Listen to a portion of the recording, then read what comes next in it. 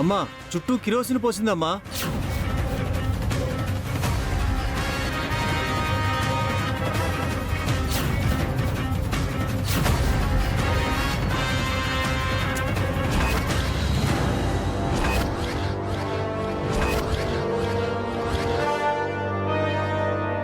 అమ్మా అగ్గిపుల్ల కూడా వెలిగించిందమ్మా. నీకేమైనా పిచ్చి పట్టిందా? ఆ మాట నిన్ను మేం అడగాలి బావా. ఒక్కసారి క్రాంతి మొహం చూసి తనంటే నీకు ఇష్టం లేదని చెప్పు.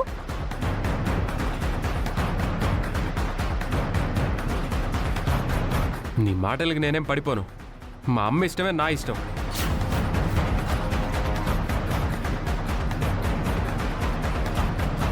అయితే సామూహిక దహనమే పరిష్కారం.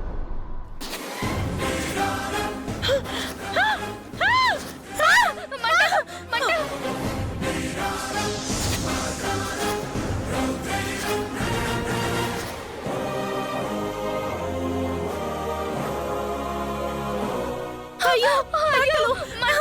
అమ్మో!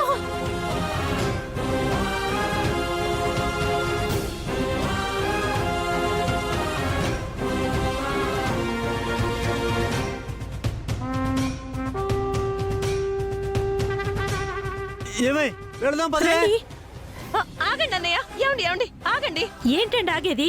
ఇక్కడుంటే కాలి బూడిదైపోతాం. అది కాదండి, నాకు కావాల్సింది పెళ్లి, తద్దిన ముద్దు. వెళదాం పదండి. పద పద పద. ఏమండి ఏమండి ఏమండి పెళ్లి. అయ్యో ఏమండి ప్లీజ్.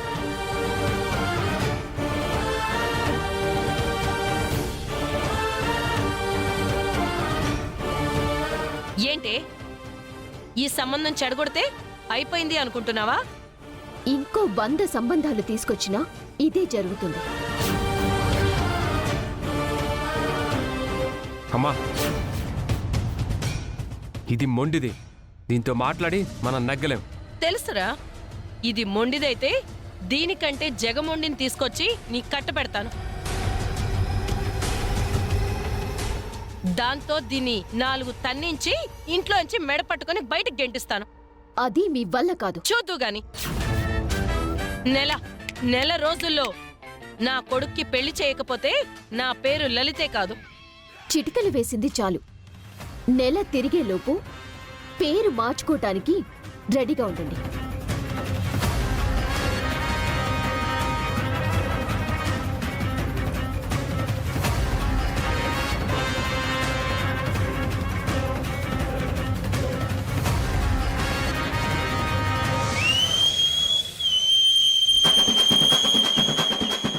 నువ్వు సూపర్ క్రాంతి. ఒక్క దెబ్బతో అందరికీ చెమటలు పట్టించేశావు. పెళ్లి వాళ్ళు పారిపోయేలా చేశావు.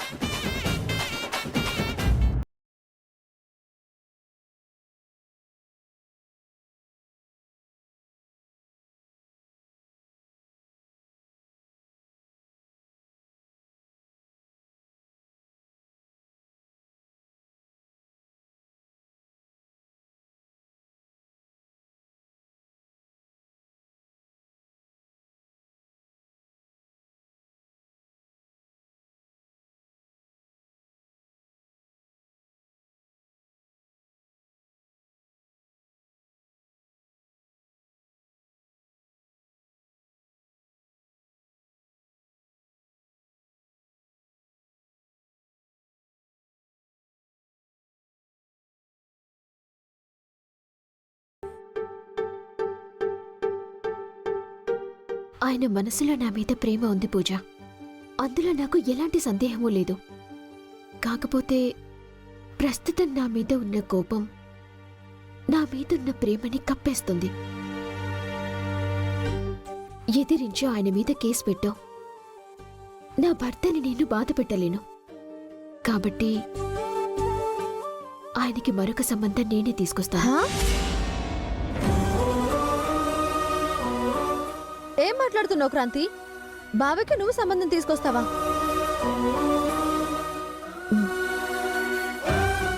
బావకు మరో పెళ్లి చేస్తానని చెప్పి నీ చిప్ ఏమైనా డ్యామేజ్ అయిందా ఏంటి?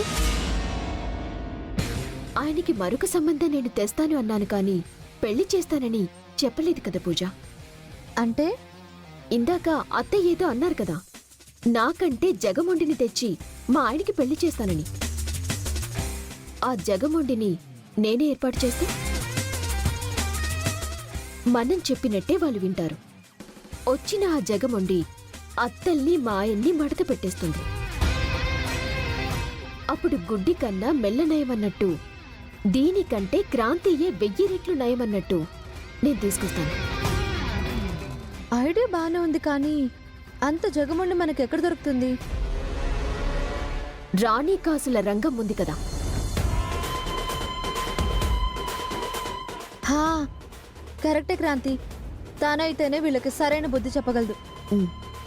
వెళ్ళి రాణి కాసుల రంగమ్మని కలిసి తనతో మాట్లాడి తనని రంగంలోకి దింపుతాను.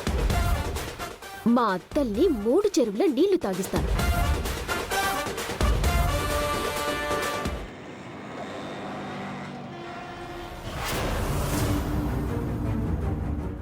ఏంటి మీరు చెప్పేది? నిజం రంగమ్మ, ఓ రోజు మేము హాస్పిటల్కి వెళ్ళినప్పుడు ఏం జరిగిందంటే,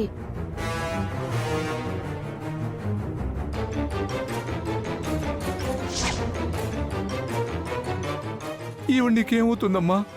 మా అత్తయ్య గారండి, నేను ఆవిడ కోడల్ని. నేనమ్మా మీ అత్తయ్యని అగ్ని సాక్షిగా పెళ్లి చేసుకున్న భర్తని. నా రెండో భార్యమ్మా. ఈడొచ్చిన ఆడపిల్లమ్మా. వీళ్ళ నా ఇంటికి చేరుస్తావా తల్లి? కానీ ఆ తర్వాత ఏం జరిగిందంటే, ఇది పని మనిషి కాదురా, మీ నాన్న రెండో పెళ్ళాం.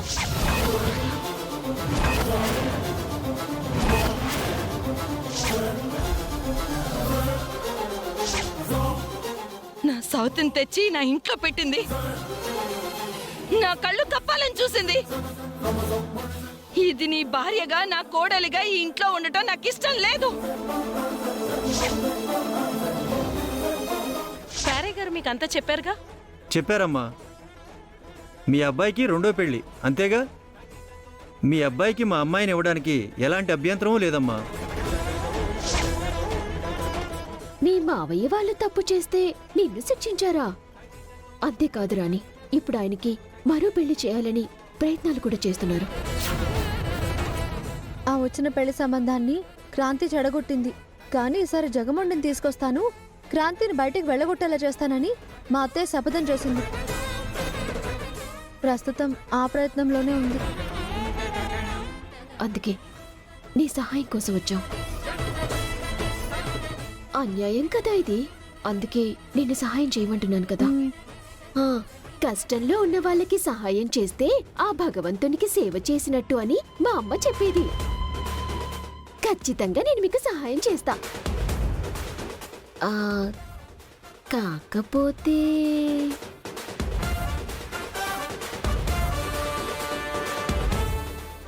నీ డౌట్ ఏంటో చెప్పు రంగమ్మా. అంటే నేను ఏ పని చేసినా సాటి వాళ్ళకి న్యాయం జరుగుతుందా లేదా అని చూస్తా. కానీ మా బామ్మ దీంట్లో మనకి ఎంతొస్తుంది అని చూస్తుంది. నీకు ఈ డౌటేం అక్కర్లేదు. ఈ పని చేయడానికి నువ్వెంత అడిగితే అంత ఇస్తాం. అయితే గొడవే లేదు. నేను ఎప్పుడు రావాలి, ఎలా ఎంట్రీ ఇవ్వాలో చెప్పండి. నా ఎంట్రీ దగ్గర నుంచి మీ అత్తలకి చుక్కలు చూపించకపోతే రాణి కాసుల రంగమ్మ పేరే మార్చుకుంటా. దానికి ఒక ప్లాన్ ఉంది రాణి. అదేంటంటే,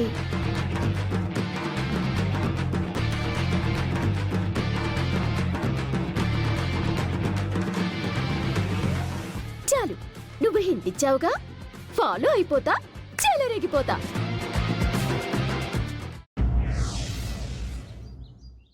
అబ్బా పేరయ్య గారు, జరిగిన దాని గురించి వదిలేయండి. వాళ్ళు పిరికి వాళ్ళు కాబట్టి పారిపోయారండి. ఇక్కడేం జరిగిందో వాళ్ళంతా మీకు క్లియర్గా చెప్పారు కదండి. చెప్పారమ్మా. కాబట్టి ఈ రౌడీ రాణిని ఢీకొట్టే మంచి గట్స్ ఉన్న అమ్మాయిని చూడండి. అలాంటి పిల్ల అయితే మా ఇంటి కోడల్ని ఫుట్బాల్ ఆడాలి. మిమ్మల్నా? మమ్మల్ని అంటారేంటండి? ఆ క్రాంతిని. అలాంటి అమ్మాయి ఎవరైనా ఉంటే చెప్పండి. ఎందుకు లేరమ్మా? అత్త మామకి కూడు పెట్టని వాళ్ళు, మొగుడికి కనీసం టీ పెట్టడం కూడా రాని వాళ్ళు, కరోడా లాంటి అమ్మాయిలు మన దగ్గర చాలా మంది ఉన్నారు. వాళ్ళలోంచి ది బెస్ట్ని సెలెక్ట్ చేసి సెట్ చేస్తా. ఆ పిల్ల మాకు కూడు పెట్టకపోయినా పర్వాలేదు. ఆ క్రాంతికి మాత్రం సున్నం పెట్టి ఇంట్లోంచి తన్ని తరిమేయాలి. ఖర్చు ఎంతైనా పర్వాలేదు. అలాంటి సంబంధం ఏదైనా ఉంటే చూసి తీసుకుని రండి. అలాగేనమ్మా, ఉంటాను.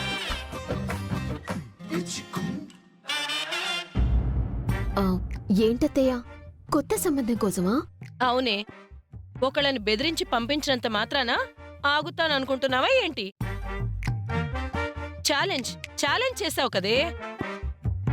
క్రాంతి మీద కోపంతో ఛాలెంజ్ చేస్తా బానే ఉంది. కరోడా లాంటి అమ్మాయి కావాలంటున్నా బానే ఉంది. అది క్రాంతిని బయటికి పంపించేస్తే? మాకు కూడా అదే కదా కావాలి. ఆ తర్వాత మిమ్మల్ని మా ఆయన్ని చూసుకుంటుందా అని. ఏం చూసుకోకపోయినా పర్లేదు. నువ్వు పోతే తర్వాత దాన్ని ఎలా ఉంచాలో మాకు తెలుసు. అంతేలే, ఎవరి పిచ్చి వాళ్ళకు ఆనందం. ఏంటి? ఆ, ఏం లేదు, కాఫీ తీసుకోండి.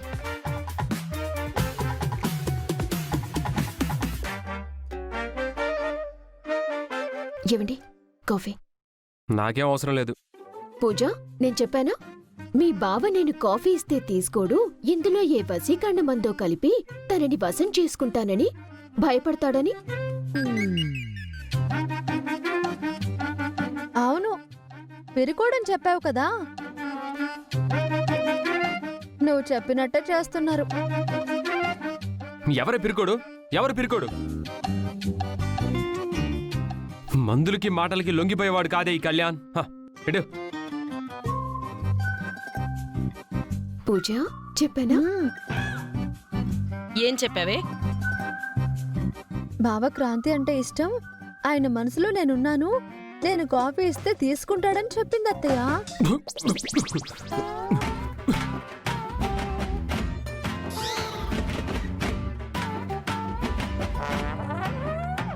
వాడేం ప్రేమతో తీసుకోలేదు. వాడు పిరికోడు కాదు అని ప్రూవ్ చేసుకోవడానికి తీసుకున్నాడు. అవును, కరెక్ట్గా చెప్పావు పిన్ని. అందుకే తీసుకున్నా. ఇదిగా తీసుకా.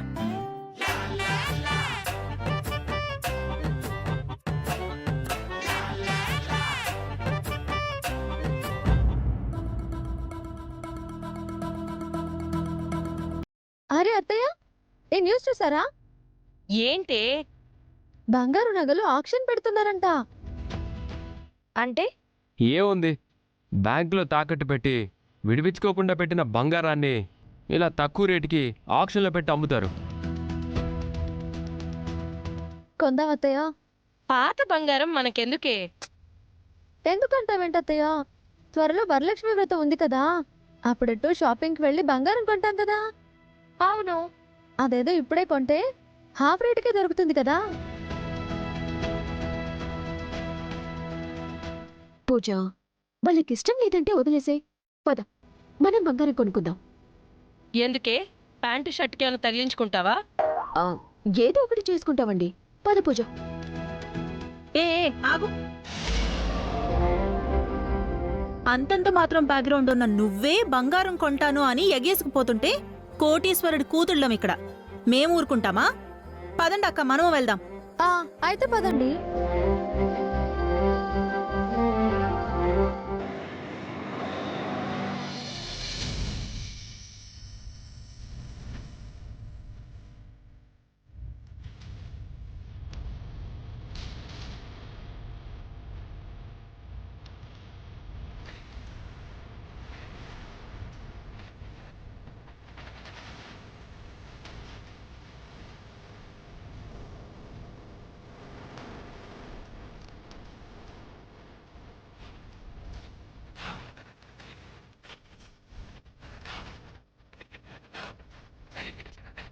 అబ్బా, ఎన్ని నగలక్క!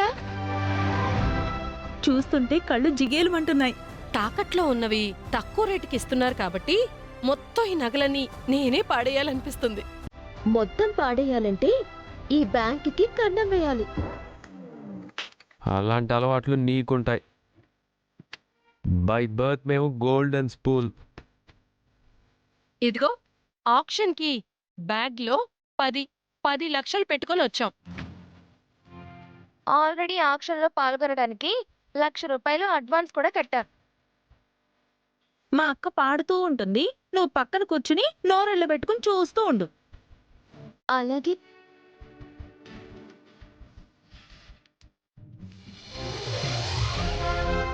ఈ గోల్డ్ ఆక్షన్కి విచ్చేసిన మీ అందరికీ మా బ్యాంకు తరఫున అభినందనలు తెలియజేసుకుంటున్నాను. బయట మార్కెట్ ధర కంటే చాలా తక్కువ ధరకే ఈ బంగారాన్ని వేలం వేయడం జరుగుతుంది. నచ్చిన వాళ్ళు పాడుకొని ఈ గోల్డ్ని మీ సొంతం చేసుకోండి.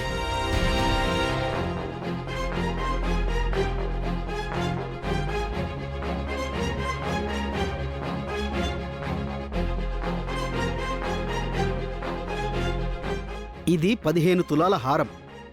దీనికి గాను దేవుని పాట 5 లక్షలు. 15 తులాల బంగారం 5 లక్షలకే వచ్చేస్తుంది. నా పాట 5,01,000 రూపాయలు. శ్రీమతి లలిత గారి పాట 5,01,000. నా పాట 5.5 లక్షలు. 6 లక్షలు. లలిత గారి పాట 6 లక్షలు. నా పాట 6.5 లక్షలు. 7 లక్షలు. ఇప్పుడు లలిత గారి పాట 7 లక్షలు.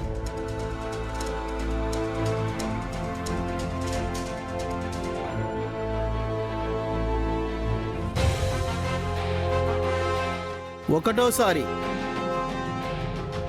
రెండోసారి 8 లక్షలు.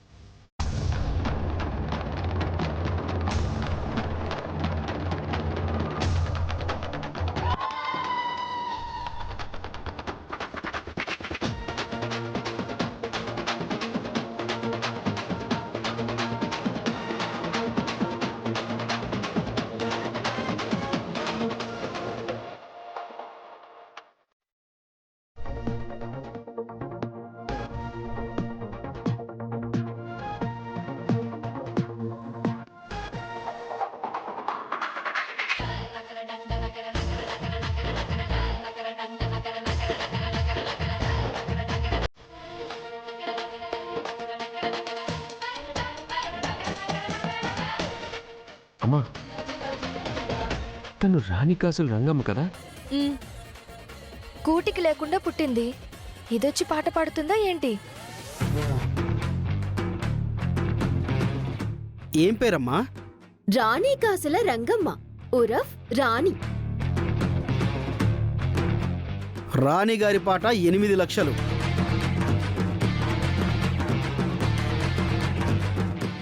ఒకటోసారి, బంగారం లాంటి హారం చిక్కినట్టు చిక్కి చేజారిపోయిందే. అంతగా మీకు నచ్చితే తగ్గడం ఎందుకు? ఆ రేటు పెంచి పాడొచ్చుగా. మాకు తెలుసులే. రాణి గారి పాట 8 లక్షలు. రెండోసారి, 8,50,000.